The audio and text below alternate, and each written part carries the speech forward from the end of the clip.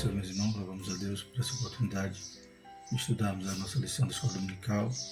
Estaremos estudando hoje a lição 8, fala sobre o ministério de evangelista, dando continuidade aos dons ministeriais que iniciamos há 2 lições passadas.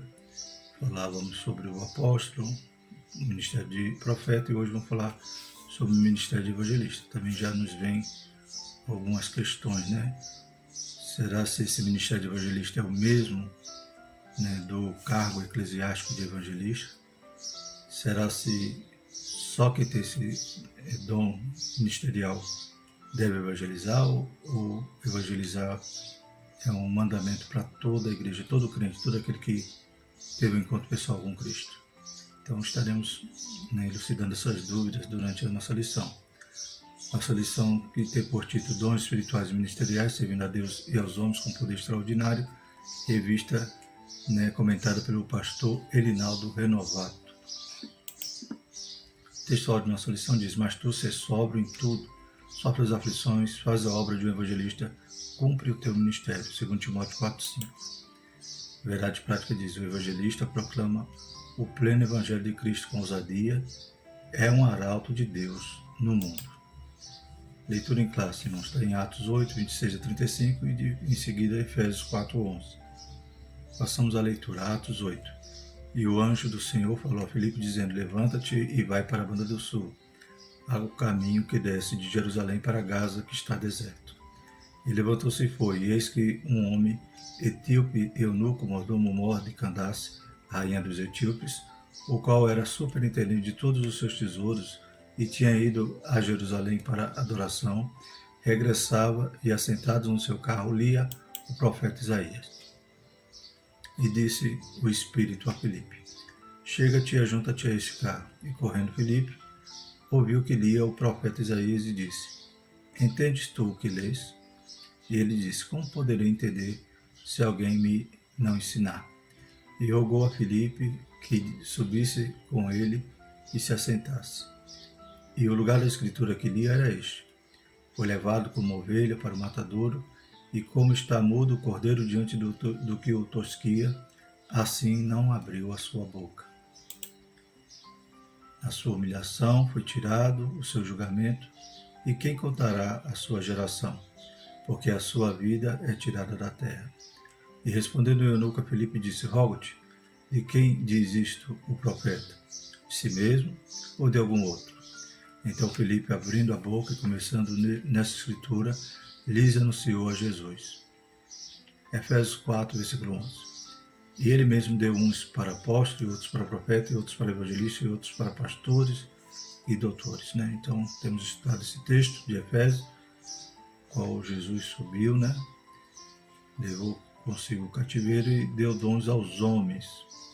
E os dons ministeriais que temos estudado são as capacitações, né, as vocações especiais que Deus chama homens, prepara-os, né, Deus vocaciona eles, capacita-os e dá à igreja.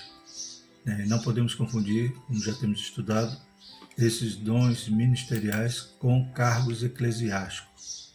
Né. Então, a função, né, essa atribuição que Deus dá, essa capacitação que Deus prepara homens nesses ministérios, independe de terem cargos eclesiásticos, independe até mesmo, né, do sexo. Deus pode usar homens e mulheres nessas atribuições, e tem usado de maneira especial como mestre, como, né, desbravadora também, como evangelistas, como profeta.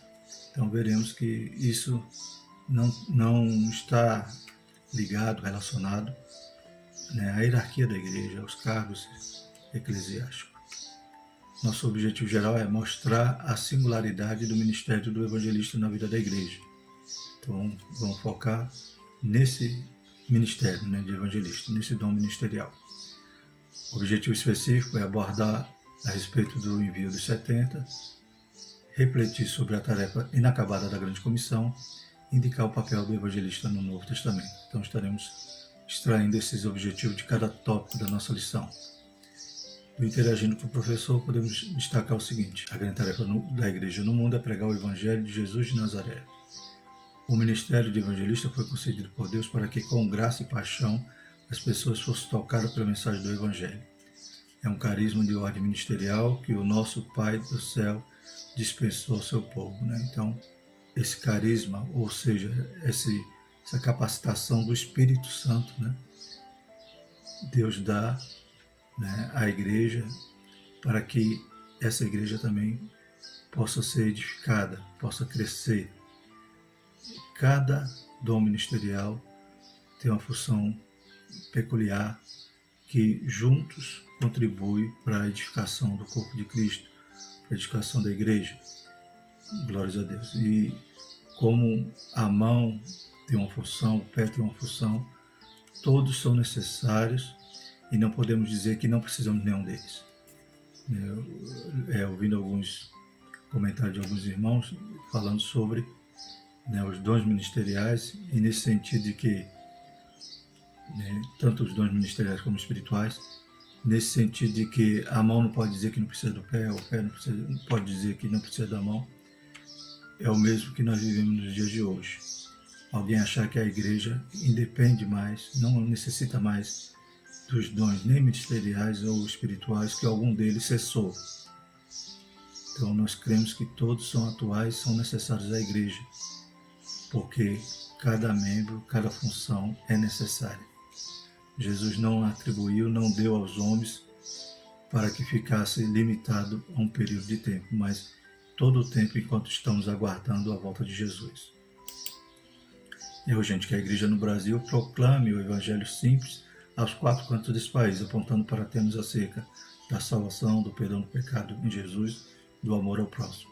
É bem possível haver frequentadores de uma igreja evangélica que nunca ouviram falar desses temas. Infelizmente hoje, a igreja ela tem crescido em números, mas muitos estão ali sem o desejo imperativo que nos inflama o coração de Jesus de ir por todo mundo pregar o evangelho. Muitos vão para a igreja às vezes só como consumidores e não querem ser servos, não querem padecer em nome do evangelho, como Jesus disse a Ananias a respeito de Paulo. Ele é vaso escolhido, vai levar a minha palavra diante dos gentios e eu mostrarei o quanto ele há de padecer em meu nome. E muitos não querem mais essa cruz, não querem mais servir a Jesus, não querem mais ter um compromisso com Deus. E vão para a igreja muitas das vezes para, como dizia o cantor Cícero Nogueira, o crente marajá. É só me dá e não quer trabalhar. Introdução. O ministério de evangelista é dado por Deus à igreja como um dom valioso. Por isso estudaremos procurando vislumbrar como o Senhor Jesus o considerou e como esse dom ministerial por Deus concedido é tratado no Novo Testamento, bem como sua destacada operação nas igrejas de Corinto e Efésios. Temos de Jesus a ordem para pregar o evangelho e em sua multiforme sabedoria Deus dispõe para a igreja o poder necessário para proclamar o evangelho com ousadia. Então nós estudamos os dons espirituais, vimos que são ferramentas, Deus instrumentaliza a igreja, dá poder, é o próprio Deus operando no meio da igreja através dos dons espirituais, e vimos que uma das suas funções era para que o evangelho fosse proclamado com poder, para ratificar a verdade do evangelho. Glórias a Deus. E o dom de evangelista nós veremos que ele acompanha, Deus, quando vocaciona alguém para esse dom, esse ministério de evangelista, Deus também o instrumentaliza, dá ferramentas, dá dons espirituais para que o evangelho possa ser pregado e almas possam se render aos pés do Senhor Jesus. Primeiro tópico, Jesus envia os 70. Então, o autor da lição, nosso pastor Elinaldo Renovato, ele destaca que o envio de 70 é interessante que isso distingue, Poderíamos dizer, não, Jesus só mandou os 12, só os apóstolos tinham essa incumbência. Mas quando Jesus envia os 70, ele demonstra que é uma função para todos os discípulos. Toda a igreja tem essa comissão, Veremos mais à frente a respeito da grande comissão, e o dom ministerial é uma coisa, é uma capacitação especial para alguém que vai encabeçar, alguém que vai dar início, alguém que vai, né, fomentar, né, esse desejo para que a igreja, né, desenvolva o evangelismo. Mas todos nós somos pedras vivas e necessitamos estar nesse prédio, nesse edifício de Deus, fazendo a nossa função. Então, uma das nossas funções é o mandamento que Jesus deu à igreja: ir por todo mundo e pregar o evangelho. Ir por todo mundo, fazer discípulos em todas as nações. Então, isso é a incumbência de toda a igreja. Claro que existe, vamos falar sobre o ministério do evangelista, mas toda a igreja tem essa atribuição de evangelizar. Temos aqui alguns, né, adendos, né, antes de iniciarmos a lição. Jesus é o maior exemplo de obreiro em toda a Bíblia Sagrada, em todos os tempos. Então, todos esses ministérios, todos esses dons ministeriais, Jesus exerceu. E quando ele dá à igreja, ele sabe fazer, porque ele fez também, né? Então, Jesus, já estudamos ele que é o primeiro apóstolo, né? Está lá em Hebreus 3:1, João 12:3. Sabemos que Jesus também ele exerceu o ministério de profeta.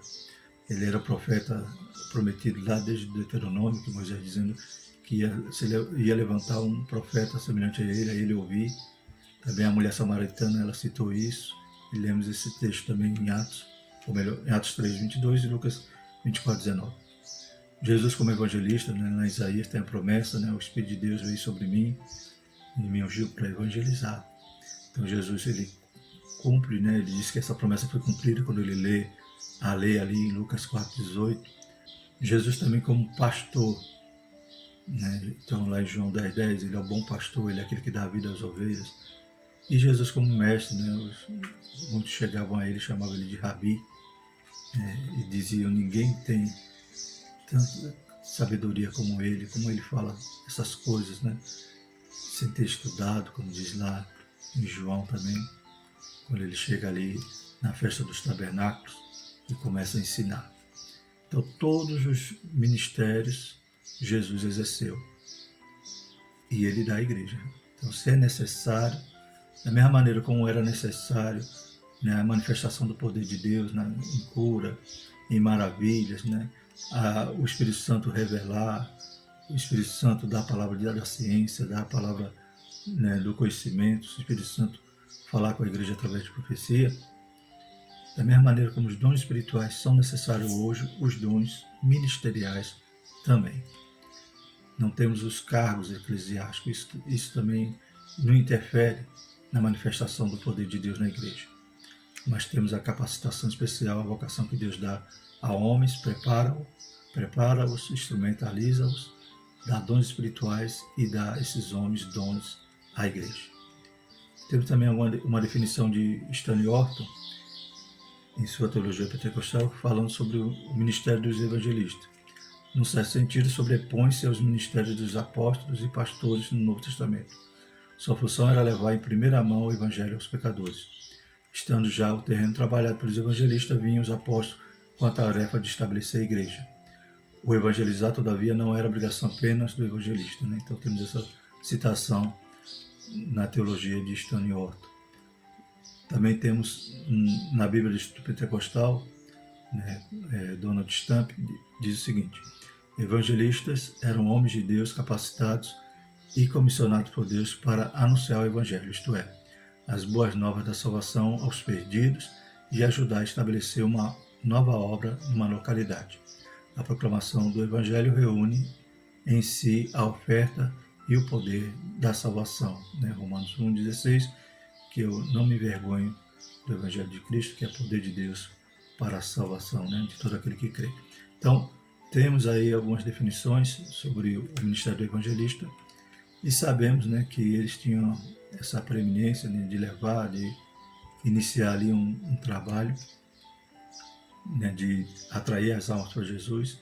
E em combinação a esse ministério temos o apóstolo, temos o pastor, que vai também exercer, né, a continuidade, vai, né, estabelecer, desbravar e cuidar daquelas né, ovelhas, daquelas almas que se achegaram a Cristo. Porque não adianta só evangelizar, ganhar a alma e esquecê-la. Tem que haver o discipulado, ela tem que crescer, né? Ela não pode só nascer, ela tem que ser cuidada. Então nós temos essas definições e sabemos também que Deus pode dar dons, né, vários dons a uma mesma pessoa. Todo apóstolo, por exemplo, era um evangelista. Né? Nós já estudamos que Paulo era apóstolo, era profeta, era mestre, doutor, né? E era evangelista, pastor. Né? Jesus tinha os 5 dons, outros apóstolos também tinham esses dons combinados. E Deus continua dando os dons à sua igreja. O primeiro subtópico da nossa lição é: são poucos os que anunciam.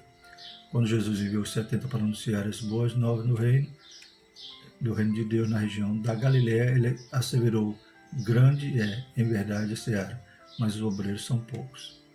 Então Jesus, no capítulo 9, ele envia ali os discípulos, né? Capítulo 9 de Lucas, envia os 12, e no capítulo 10 ele envia outros 70, ou seja, diferente dos 12, né? Então não eram os 12, agora eram outros 70, outros discípulos, e envia para regiões que ele haveria de ir. Então eles vão ali para pré-anunciar Jesus, que estaria chegando ali, mas da mesma forma como os 12, Jesus também os capacita com poder e autoridade para pregar ali naquele lugar, naqueles lugares, na região da Galiléia. Porém, Jesus, né, nesse contexto, ele cita que grande é a seara, né? Grande em verdade é a seara, mas os obreiros são poucos. Né? Mesmo ele enviando 70 em pares, né, de 2 em 2, Jesus estava já declarando que é uma necessidade não só daquele momento, mas em todo o tempo. Sempre a seara é maior do que a quantidade de obreiros. Né? Quantos se esquivam, né, de fazer essa grande obra? Quantos também estão fazendo de forma fraudulenta, né, como diz aqui na nossa lição? São poucos porque, primeiramente, os discípulos não podem proclamar a si mesmos ou uma mensagem própria. E, em segundo lugar, porque os discípulos do Senhor são enviados para falar única e exclusivamente de Jesus e do reino de Deus, jamais de si mesmo. Né? Muitos estão evangelizando, infelizmente, falando, né, de si mesmo, falando de sua própria igreja, né? E muitas das vezes levando um evangelho falho, né? Hoje em dia, com a teologia da prosperidade, a gente sabe que quantas igrejas, né, catedrais lotadas, infelizmente com um objetivo que não é o céu, com um objetivo que não é apresentar a cruz, apresentar o Salvador. E simplesmente são movidos para arrecadar, vender, né? Vender supostos objetos sagrados, né? Lenço, rosa, arca da aliança. Infelizmente, poderíamos pensar assim: não, muitos estão fazendo a obra, mas nem todos estão cumprindo o ID de Jesus e pregando o Evangelho de verdade. Lamentavelmente, ao longo dos séculos, muitos foram aqueles que, na seara do Senhor, falaram em seu próprio nome, né, ou interesse, e pregaram a sua própria mensagem. Os discípulos, segundo o coração de Nazareno, ainda são poucos, mas o Senhor continua a convocar obreiros para a sua seara. Então, que o Espírito Santo possa inflamar em cada coração, né, nos nossos corações, que a seara necessita de trabalhadores e Deus quer usar cada um de nós. Depois disso, designou o Senhor ainda outros 70 e mandou-os adiante da sua face, de 2 em 2, a todas as cidades e lugares onde ele havia de ir. E dizia-lhes: grande é em verdade a seara, mas os obreiros são poucos. Rogai, pois, ao Senhor da seara que envie obreiros para a sua seara. Segundo subtópico, enviados para o meio de lobos. Então, sabemos que o verdadeiro evangelismo, né, é algo que é arriscado, que estaremos proclamando a luz, e os homens, eles aborrecem a luz. As suas obras são más e não querem que sejam reveladas. Então, toda vez que você fala a verdade, você corre no risco de ser perseguido. Então, e hoje em dia, em várias nações, o Evangelho é perseguido, a igreja é perseguida, por motivos mil, por causa de religiões extremistas, religiões que não permitem que alguém tenha essa liberdade de crer de outra forma. E também somos perseguidos pelas leis, Nosso país, vivemos nessa época de pandemia, e quantos são aqueles que aproveitaram a pandemia para perseguir a Igreja de Deus? Então, proclamar o Evangelho no mundo contrário à mensagem do Reino de Deus certamente levaria os arautos de Cristo a serem perseguidos.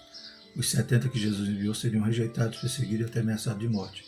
A história da Igreja nos mostra que pessoas pagaram com a vida por professar a fé em Cristo. Então Jesus já avisava: estou enviando vocês como ovelhas no meio do lobo. No meio de lobos, ou seja, é claro que o risco era iminente. Nas últimas décadas, mais cristãos foram mortos no mundo que em qualquer outra época da história da Igreja. Então, segundo estudos, cerca de 13 cristãos são mortos por dia. Só em 2020, 340 milhões de cristãos foram perseguidos. 13 mortos por dia, 13 igrejas por dia também são atacadas. Então, a cada dia, o Evangelho é mais atacado, os cristãos são mais atacados. Os verdadeiros evangelistas enfrentarão ainda muitas perseguições, sobretudo em países dominados por religiões anticristãs fundamentalistas. Eles são comparados a cordeiros que se dirigem para o meio de lobos. Ide, eis que vos mando como cordeiros ao meio de lobos. Então Jesus já nos alerta. O verdadeiro evangelho traz a perseguição, traz pessoas que vão nos odiar. Jesus disse: se me odiarem, também odiarão a vós. Mas devemos permanecer firmes e falando a verdade. É claro que o evangelho fantasiado, o evangelho da confissão positiva, da prosperidade, isso vai agradar os egos e vai ser bem aceito. Mas a palavra, a verdade, que é para se arrepender, para deixar o pecado, para seguir a Cristo, para Jesus permitir que o Espírito Santo nos transforme, para deixar os vícios, deixar o pecado. Isso incomoda, Isso é a luz que resplandece no meio das trevas. Os sinais e as maravilhas confirmam a palavra. Terceiro subtópico. Então, os 70 discípulos receberam poder em nome de Jesus para pregar a mensagem do Reino de Deus com graça. Com o missionamento que Cristo nos dá, também os sinais. A Bíblia diz: os sinais seguirão os que creem. Jesus deu poder àqueles discípulos e a promessa de Jesus é que quando formos fazer algo ao Senhor, imporemos as mãos sobre os enfermos, eles curarão, os demônios serão expulsos e até se tomarmos alguma coisa mortífera não nos fará mal algum. Então todos os sinais acompanham aqueles que creem. E o Evangelho, ele não deve ser apenas palavras persuasivas, mas deve ser pregado com poder. E quando nós nos dispomos a fazer algo do Senhor, a gente vê a manifestação do poder de Deus na nossa vida, na vida daqueles que estão ouvindo. Quantas das vezes oramos ali para algum enfermo, Jesus cura, e depois aquela pessoa vem para a igreja para testemunhar, para se render a Jesus, dizendo que Jesus chegou naquela hora, curou de uma depressão, curou de uma enfermidade. Aleluia, e aceitam Jesus. Então, os sinais, eles são comuns na vida daquele que está indo fazer a obra do Senhor. E veremos que também o ministério, o dom ministerial do evangelista, Deus vai instrumentalizar aquele evangelista para fazer essa obra. Então, ele não é apenas uma vocação intelectual, mas é também algo sobrenatural, porque toda essa obra é feita pelo Espírito Santo. Lendo aqui Lucas 10:9, lembra o seguinte: curai os enfermos que nela houver, e dizer-lhe: é chegada a vós o reino de Deus. Quando voltaram da missão, os evangelistas maravilhados e surpreendidos diziam: Senhor, pelo teu nome até os demônios se nos sujeitam. Mas naquele momento Jesus falou-lhes de uma realidade que eles não compreendiam. Aquele poder era para confirmar a palavra do reino e não a palavra do homem. E o verdadeiro significado de desfrutar da alegria do Espírito não é primeiramente ver milagres, mas saber que através da exposição do Evangelho de poder temos os nossos nomes escritos nos céus. Né? Então, não era só um milagre ali que era para gerar aquela alegria nos discípulos, mas em primeiro lugar era que aquele Evangelho que estavam pregando era verdade. Isso lhe dava certeza da sua salvação, ou seja, eles tinham certeza que o que eles pregavam era aquilo que eles criam e que lhe garantia que o seu nome também estava no livro da vida, porque Jesus tinha perdoado seus pecados e a salvação que eles anunciavam era a salvação que já tinham no seu coração. Então a maior alegria era saber que era salvo, que tinha o seu nome escrito no livro da vida. Como diz Lucas 10:20, mas não vos alegreis porque se vos sujeitos do Espírito, alegrai-vos antes por estar o vosso nome escrito nos céus. Segundo tópico da nossa lição vai falar sobre a grande comissão. Mateus 28:19-20 e Marcos 16:15-20. Primeiro subtópico, o alcance da grande comissão. A ordem dada por Jesus aos seus discípulos após sua ressurreição foi: ide e ensinai todas as nações, batizando-os em nome do Pai, do Filho e do Espírito Santo, ensinando-os a guardar todas as coisas que eu vos tenho mandado. Na versão de Almeida atualizada vai dizer: ide, fazei discípulos em todas as nações. Então é essa a nossa comissão, né? Essa a nossa ordem. Ide, pregai, fazer discípulos. Não adianta só ganhar alma, como já falamos. Não adianta a pessoa aceitar Jesus e você esquecer ela ali. Por isso que o evangelista tem a sua vocação, mas depois tem que vir um pastor, tem que vir um mestre e continuar aquela obra.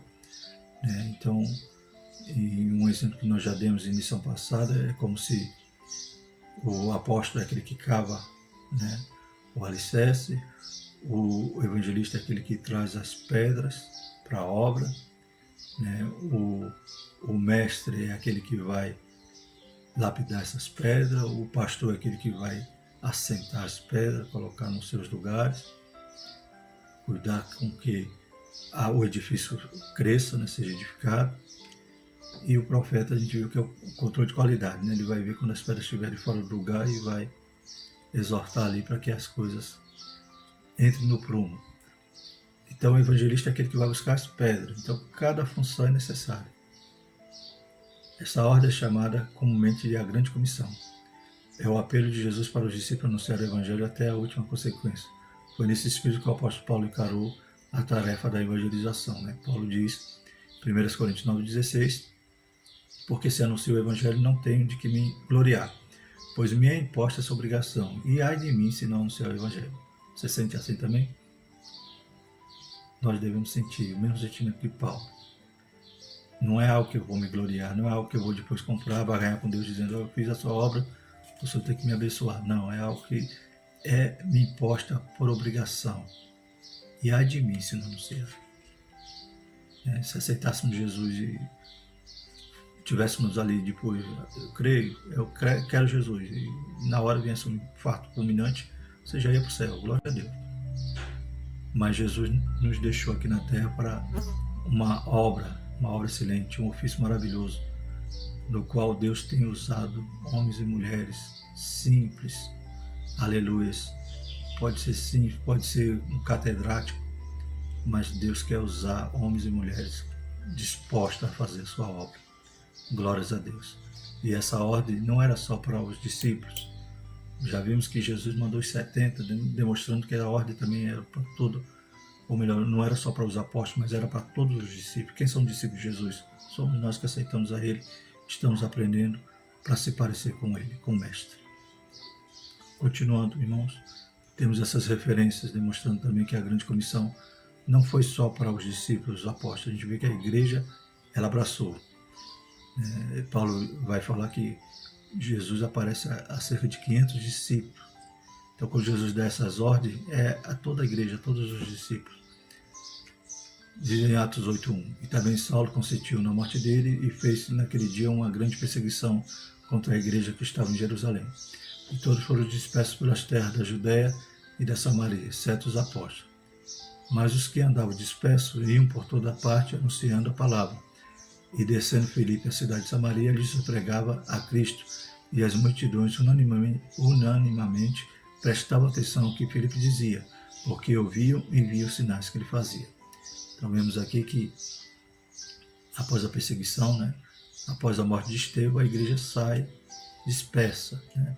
A igreja é perseguida e ela foge, menos os apóstolos que ficam em Jerusalém. E esses que vão fugindo, esses que vão, né, sendo dispersos, eles saem pregando a palavra. Então eles abraçaram ali o mandamento de Jesus, ir por todo mundo. Então eles não saíram se escondendo, eles saíram pregando a palavra. Glórias a Deus. E em destaque aí vai Filipe, que era um dos diáconos, né? Então a gente percebe que ele se desponta ali como um grande evangelista, mas ele era um diácono, então não tem nada a ver com o cargo eclesiástico. Ele era diácono, mas Deus usava ele, deu o dom ministerial a ele de evangelista. Chegou em Samaria e começou a pregar. Samaria, que eram os inimigos dos judeus, né? Mas Jesus tinha dado a ordem, né? Ficar em Jerusalém até que do alto seja revestido de poder, e ser meio testemunha tanto, né, em Jerusalém como na Judéia, em Samaria e até os confins da terra. E Filipe vai cumprir, né, a ordem de Jesus. Ele chega em Samaria e prega. Glórias a Deus. Samaritano inimigo dos judeus, mas ele já entendiu que a salvação era para todo mundo. Eles creram, né, aceitaram Jesus ali. Jesus também capacita, né, Filipe ali, dá dons espirituais a ele, e muitos sinais, né, são operados ali em Samaria. E havia entre eles alguns varões de Chipre e de Cirene, os quais, entrando em Antioquia, falaram aos gregos, anunciando o Senhor Jesus. E a mão do Senhor era com eles, e grande número creu e se converteu ao Senhor. Então, no meio dessa dispersão, dessa perseguição, alguns crentes chegam também ali em Antioquia, e ali pregam aos gentios, aos gregos, e também ali se forma, então, uma igreja, né? Uma igreja, né, forte ali em Antioquia, uma igreja missionária, né, que veremos mais à frente, vemos que Paulo é enviado dali de Antioquia, uma igreja que foi discipulada, cresceu, e a Bíblia diz que ali foi o primeiro lugar onde, né, os crentes foram chamados de cristãos, ou seja, pequenos cristos, de tão parecidos com Cristo que eles viviam, né? Então, glórias a Deus que percebemos que a igreja abraçou o IT, né? Abraçou o mandamento, a grande comissão, e não ficaram pensando que era só os apóstolos. Os apóstolos estavam lá em Jerusalém, mas a igreja fazendo a obra, e hoje não pode ser diferente. Segundo o subtópico, o mundo está dividido em dois grupos. Quem crê e for batizado será salvo, mas quem não crê será condenado. Aqui o Evangelho de Marcos destaca que há dois grupos de pessoas diante da mensagem de Jesus: os que creem e os que não creem, e os salvos e aqueles condenados. É interessante que em Marcos 16,16 diz: será condenado.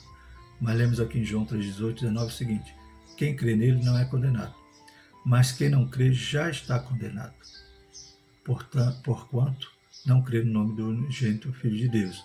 E a condenação é esta: que a luz veio ao mundo, e os homens amaram mais as trevas do que a luz, porque as suas obras eram más.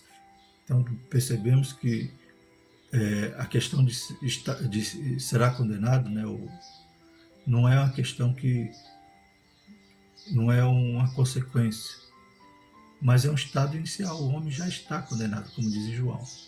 Então a nossa situação nata, né, é de já estar condenado. Nós precisamos sair dessa situação, dessa condição, crendo em Jesus.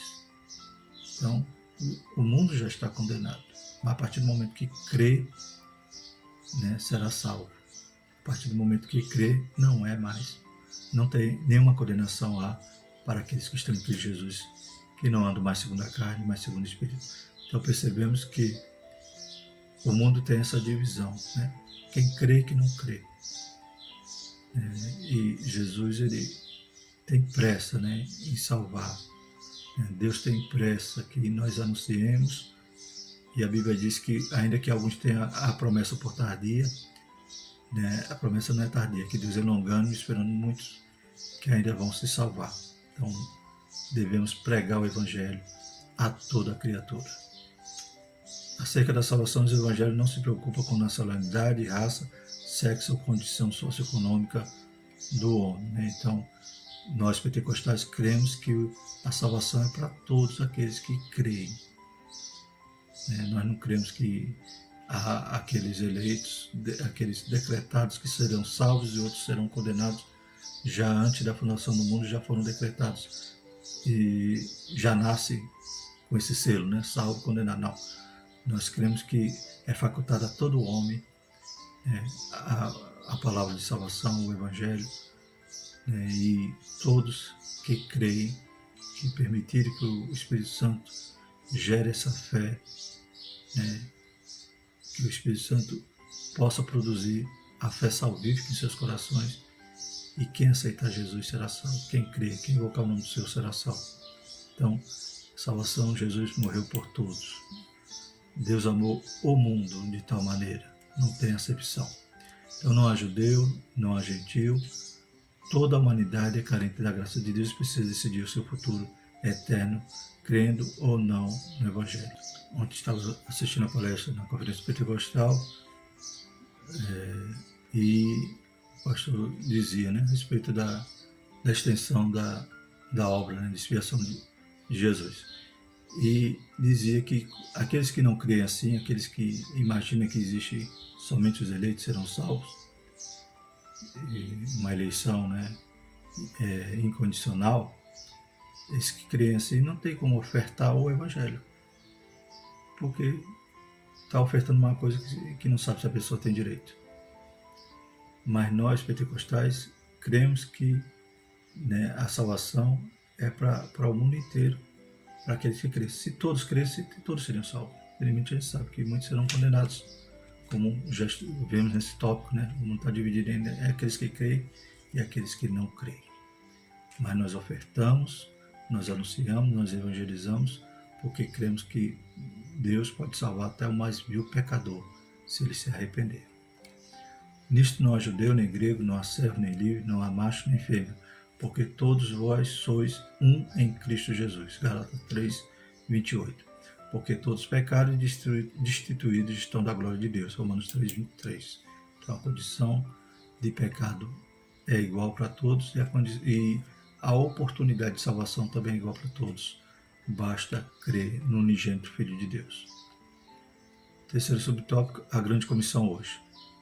A tarefa da evangelização no mundo está inacabada. Apenas 33% da população mundial é composta por cristãos das várias confissões de fé.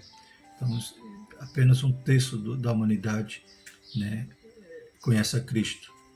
E desse um terço, provavelmente 11% só, né, ou melhor, desses 33%, 11% são evangélicos. Então, esses 33% está contando aí católico, Testemunho de Jeová, então outros de seitas, né, que se dizem cristã. Então, só 11% são evangélicos. Então, vemos que tem uma grande seara. E os ceifeiros, poucos. Devemos orar para que Deus mande mais ceifeiros, inclusive nós, né? Não adianta pedir, Deus, manda o outro fazer. E nós? Estamos fazendo o quê? Há regiões em que o número de cristãos está diminuindo, como na Europa, recentemente na Alemanha, cerca de 340 igrejas fecharam as portas. Em Portugal, quase 300. A Holanda e a Inglaterra são países considerados pós-cristãos, né? Então, estamos vivendo esse período pós-cristão em que a Europa tem esfriado, tem apostatado. Ainda na Europa, cerca de 1.500 templos cristãos foram transformados em mesquita, restaurante, biblioteca e casa de show. Então, a gente vê também que esses países, né, seus índices de natalidade são mínimos e os imigrantes, muitas das vezes, vindo de países islâmicos, a população cresce mais nessa vertente, essas famílias crescem mais. A gente vê esse esfriamento, essa apostasia, esse materialismo que cresce ali na Europa. Tudo isso são fatores, né, que influenciam cada dia mais esses países deixarem de ser cristãos, ou serem, né, ateus, ou outras religiões crescendo, como o islamismo, e acaba sendo que aquela região da Seara necessita de novo de obreiros cada vez mais. Se a igreja não experimentar um real e poderoso avivamento espiritual, em poucas décadas a Europa se tornará um centro multirreligioso ou o cristianismo não mais a influenciará. Precisamos reevangelizar o continente europeu. Então isso é um alerta.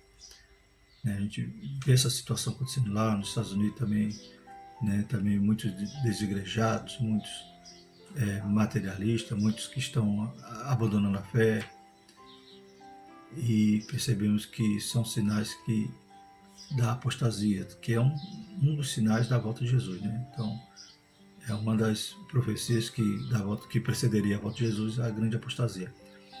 Mas nós devemos continuar evangelizando, enviando missionários para essas regiões, e se preocupar com o Brasil.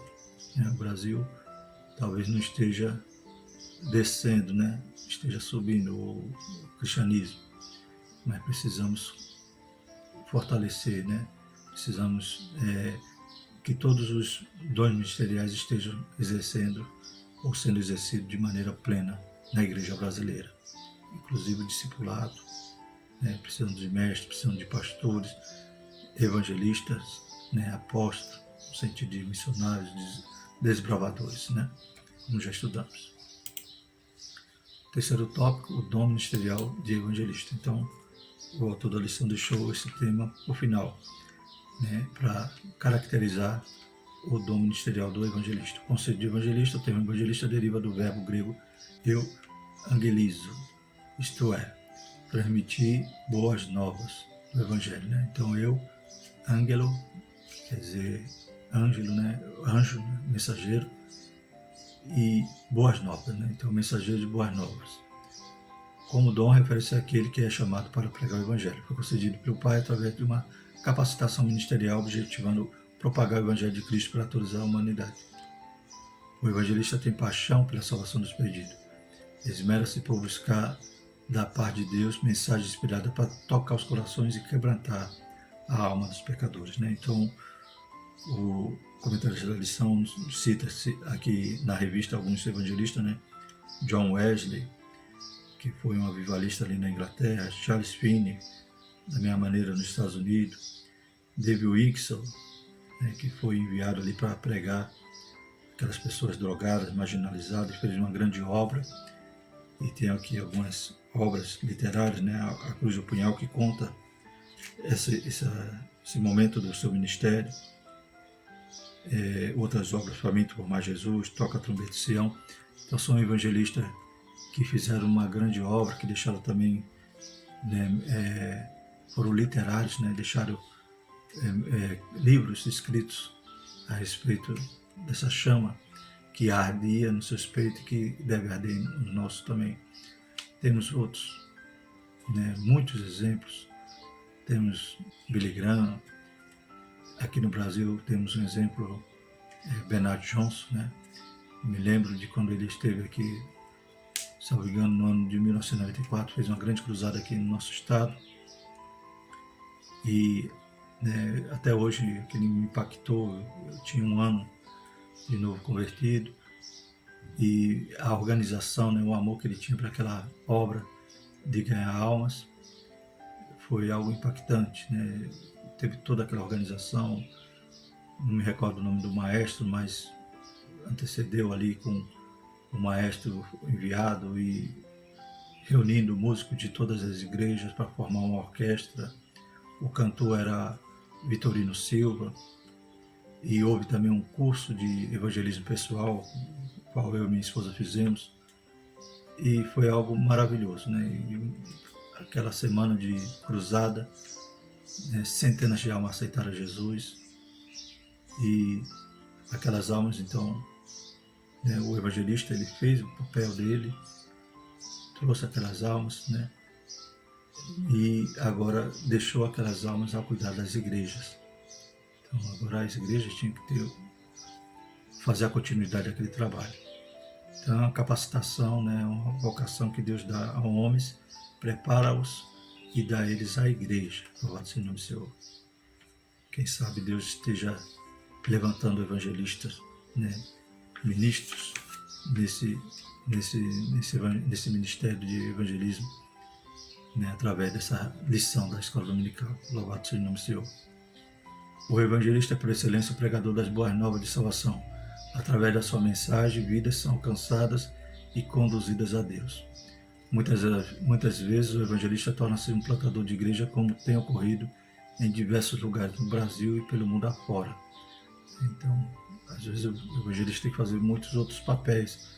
Deus pode também capacitá-lo com outros dons. O evangelista, como dizia Eurico Baxter, o evangelista é um observador da primeira linha da evangelização. A função de evangelista não é, em primeiro lugar, a de apacentar. Porém, quando abre trabalhos, ele os dirige e apacenta até entregá-los a um pastor. Mas pode acontecer que a mesma pessoa possua mais de um dom ministerial, né? Sabemos que Deus pode dar mais de um dom a um servo dele, né? O papel do evangelista. Um evangelista cheio da graça de Deus poderá tocar corações com a mensagem do evangelho de modo tão convincente que leva o povo a crer e acatar as boas novas da salvação e ao Salvador Jesus. Então, a mensagem do evangelista, ela é simples, né? É a cruz, é o perdão, né? É a saída que Jesus dá. O evangelista, né, não é para pregar a respeito de uma doutrina ou a respeito, né, de algo complexo, né? Ele está ali para anunciar a Cristo, né? Ele é o primeiro, como aqueles 70, né, iam lá fazer o pré-anúncio de que Cristo estava chegando e anunciando ali as boas novas, né? Então o Evangelho é boas novas, né? Então é o bom mensageiro. Então é essa capacitação que Deus quer nos dar, é essa forma que Deus quer que nós façamos essa obra de evangelista. Quando temos um culto evangelístico, quando temos um culto ao ar livre, sabemos que a mensagem é focada no pecador. Glórias a Deus. Me chama a atenção aqui um outro evangelista que eu tenho, né, uma grande admiração, foi D.L. Moody. E tem aqui um livro chamado Liderança Espiritual segundo Moody, de Steve Miller, e ele cita aqui as seguintes palavras escritas por uma senhora que ouviu Moody quando criança. Assim que o seu Moody começou a falar, descobri, para minha surpresa, que podia compreendê-lo e alegrei-me por isso. Foi um domingo. Ele contou histórias que fizeram as pessoas rir e histórias que fizeram os adultos chorar. Eu não chorei, porque estava muito ocupada observando aquele pregador tão entusiasmado, que além de usar a boca, falava com as mãos e os pés enquanto caminhava de um lado para o outro da estreita plataforma. Não, ele não pregava, apenas falava, usando uma linguagem bem simples e às vezes em alta voz. Quando condenava a coisa errada, outras vezes com lágrimas, ao suplicar que houvesse arrependimento pelos pecados para sempre, mas sempre prendendo a atenção dos ouvintes, né? Então, um evangelista tremendo que, aleluia, que teve um objetivo chegando ali na cidade de Chicago, ele jovem, ele tinha uma meta de ganhar milhares de dólares ali trabalhando, e Deus virou ali toda os seus objetivos, né? Toda a sua meta de vida ali, e a partir daquele momento que ele realmente se sente convertido, ele tem o desejo de ganhar almas, ganhou milhares de almas, pregando esse evangelho. Não tinha educação formal, mas foi cheio do Espírito Santo ali para pregar as boas novas, e Deus usava aquele instrumento. Glórias a Deus, como Ele quer usar cada um de nós, na nossa fragilidade, na nossa simplicidade, mas no momento que nós nos voltamos a fazer a obra do Mestre, a Bíblia diz, basta abrir a boca que Ele vai encher. a finalidade do ministério do evangelista.